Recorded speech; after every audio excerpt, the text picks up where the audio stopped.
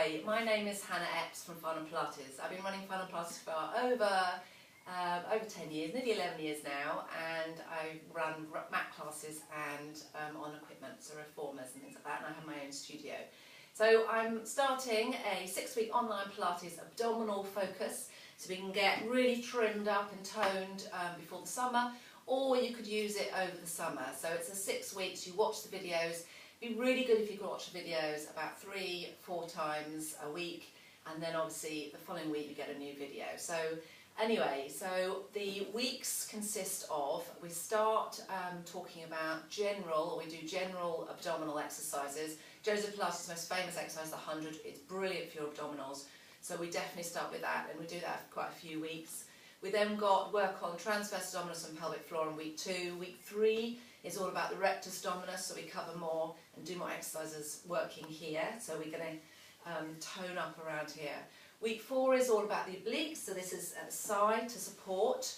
And then we work on glutes and abs in week 5. Week 6, it brings it all together, so lots of general exercises for the abdominals. Now, it's really important when you do anything to do with Pilates is that you get your standing, sitting or lying alignment right. So it's all about foot placement.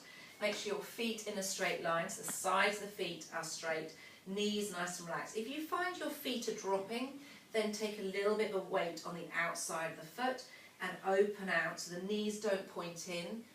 If you find you're the opposite way, that you're turning in, then just really work on turning out in the legs.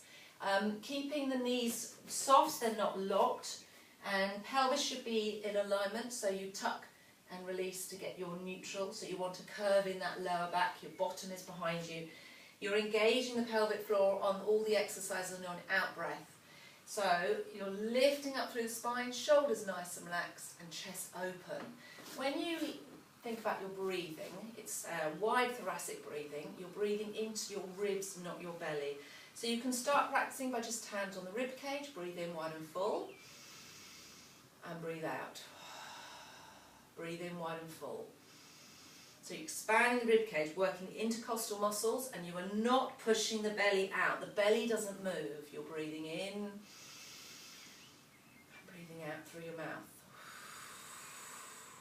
Now, as you breathe in, prepare yourself, and on your out breath, you lift the pelvic floor as if you're stopping yourself going to the loo, and you squeeze between the hip bones. It's this transverse abdominis muscle that's squeezed to engage the core. You'll squeeze into about 30-40% on each out breath before you make a movement. Okay, so when we talk about the pelvic floor, what is important is not just being able to hold the pelvic floor in a standing position, you want to hold it with a functional position.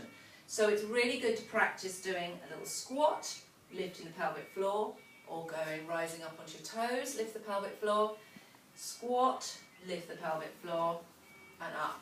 So before each session or after each session, it's really good if you could do 10 to 15 squats. So you're pushing back as if you're sitting on a chair, pushing your bottom away from you, making sure the angle stays the same with the tummy in the back and the legs. Core muscles are engaged, pelvic floor is engaged.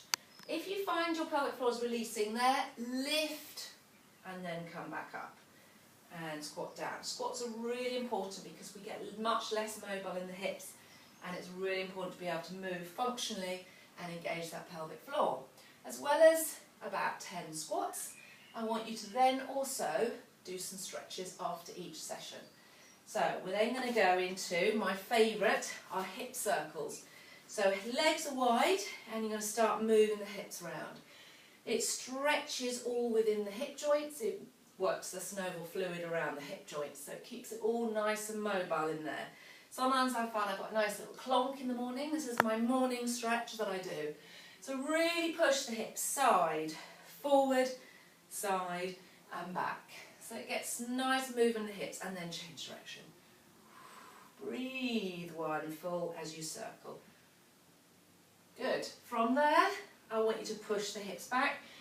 Hands can go on the top of the thighs, and you're stretching those hamstrings. So you're stretching the back of the legs as you press back. So stretching those hamstrings at the back. Press, and you can move the hips side to side, get into those inner thighs. You can even take yourself all the way to the left, take your hand down, you can bend that knee, the supporting knee, and then you're stretching that inner thigh there. Keep breathing wide and full, and up and over to the other side. Stretch that inner thighs, the adductors. So any problems with your knees, you might find you're quite tight in the adductors, or if you've got hip pain, we're going to do the next stretch, is all to relieve any issues around the hips. And then up. So then we go into the hip flexor that can help stretch around the hips. So bring yourself in almost like a runner's pose. This can be enough to stretch your hip flexor if you're very tight, or you can lift up and hold, let the hip drop. And you're holding for about 30 seconds to try and do a nice stretch within those hips. Breathe. And then change. Change sides again. Knee can drop. You might find you're tighter one side more than the other. And hold. And let the hips, let gravity, let the hips drop down. Good. Another really important stretch is in the piriformis, in the glutes. If you do running or lots of exercise, it's really important to stretch in the glutes. Now, some people like the stretch. I don't really like it standing up, but I'll just show you. Put your foot across, open the knee out, try and balance. Oh! And press that knee out. And you should feel a stretch in the glute at the back. And then change sides.